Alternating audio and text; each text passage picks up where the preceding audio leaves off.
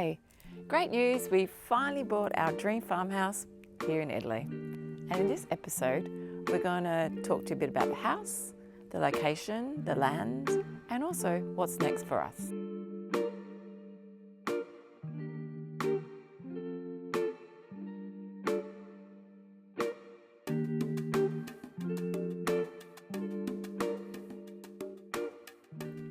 So finally, after viewing 60 houses, we fell in love with this farmhouse. It's a bit run down, a bit crumbly, but overall it's beautiful and it's captured our hearts. What we really actually fell in love with about this house wasn't just the bricks and the look of it, but it's also the story and the history. This house was owned by one family for the past 200 years. And we were really fortunate enough to meet one of the owners now, who is quite a young guy who lives in Florence with his family. And this was his dad's house and his grandfather's house and his great-grandmother's house. And we had lunch here with them, and he told us this wonderful story that at one stage there was 6 sisters who lived here together in this beautiful house.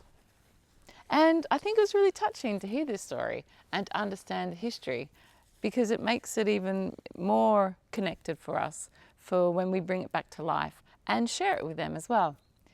The other beautiful thing is that he still has family here in the area, and we actually also met them.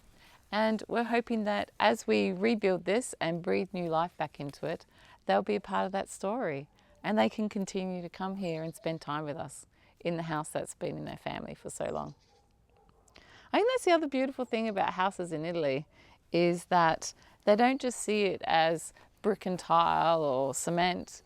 They see it as part of their family, and they like to share that history with you. So we definitely have taken that on board and embraced that.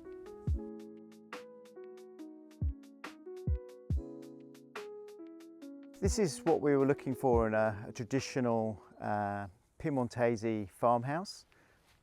The size of the house is around 300 square metres, 6 metres deep by 26 metres long.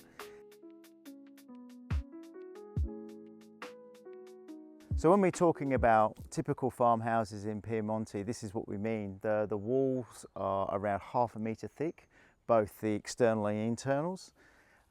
It comes with the shutters, the wooden shutters. It also has, some farmhouses have a cellar, so we'll have a look down there. You've got terracotta roof tiles, a balcony, small balcony, and then a trellis at the end, and that's the barn area. The barn area is where downstairs they would store heavy machinery, and upstairs where the trellis is, that's where they would store the hay.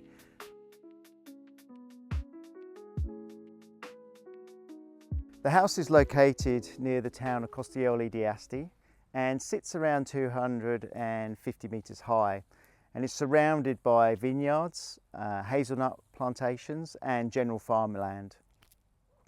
With the land that we've got with the house, we've got around 30,000 square metres, so that's about 3 hectares, and that consists of an abandoned vineyard, some hazelnuts, some cultivated hazelnut trees, and some woodland. And to the west, we have the Alps that run southward. And as our view wraps round, we have views of all the vineyards. And eventually we get round to the local town of Costigliole di Asti. And Costigliole di Asti has a beautiful old medieval castle.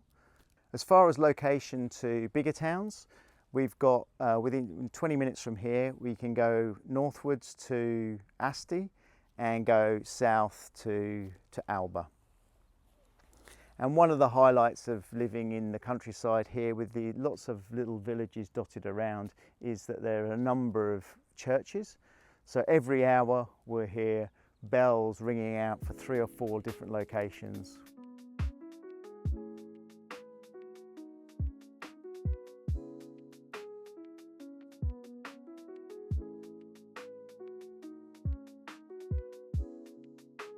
Okay, let's go and have a look inside.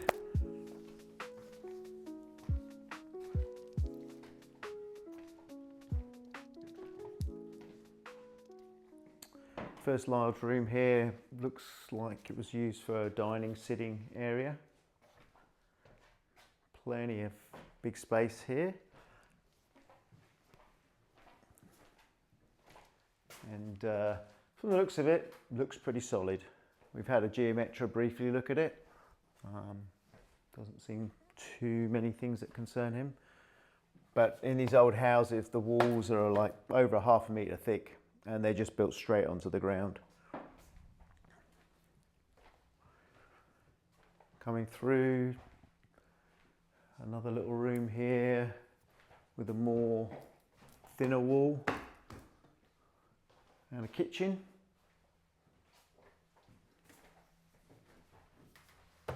Again, the one thing we love about this house is the high ceilings, nearly 3 metres high. And then we've got, coming through this way, I guess it's just kind of like a storeroom, pantry, laundry area. And maybe an extension because the roof's a little lower in this room. And as we go back out, we'll come round to the barn that's down at ground level. Great stone structure. Again, some of these buildings are built in components, so there might be different types of brick. Be interesting to see what's behind these walls. But another, great space. This gives you a feel of how deep the house is and how thick some of these walls are.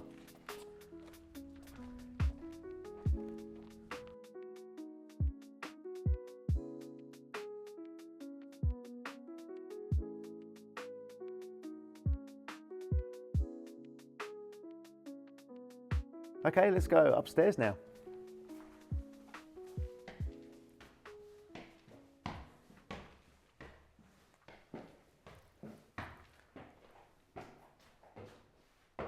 Big windy double staircase.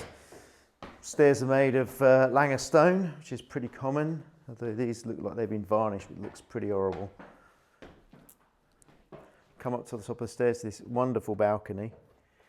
I'm not going to chance myself stepping on that, but the view is amazing.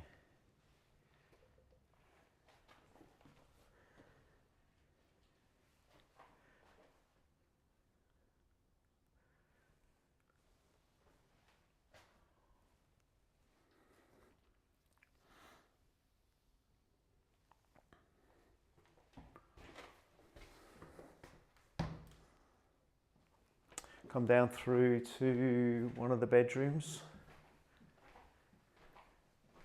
The one that probably gets the nicest views.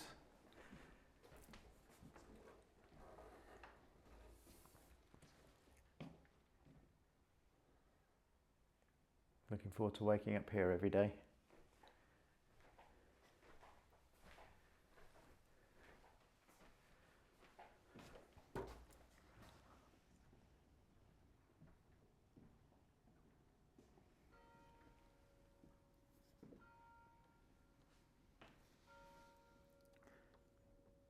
There's about 3 different churches around here, so you get 3 or 4 chimes of the bell every hour. They must just all offset with each other.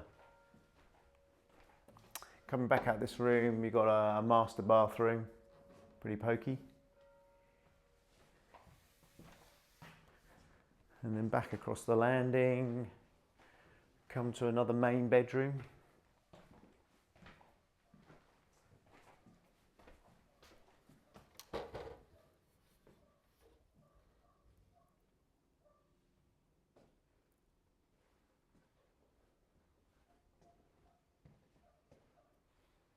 We got the Christmas tree sorted for the first year.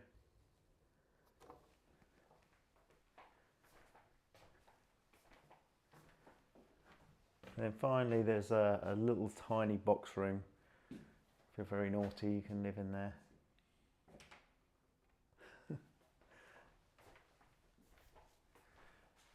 But some traditional characters of this this farmhouse, which I think is an exciting piece of history for us to own and start to reimagine maybe what we can do with this place.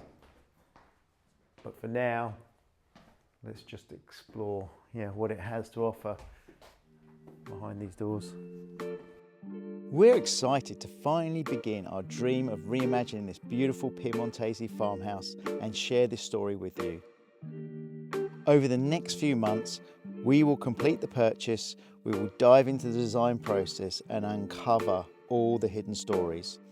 So let's see where this takes us. Ciao for now.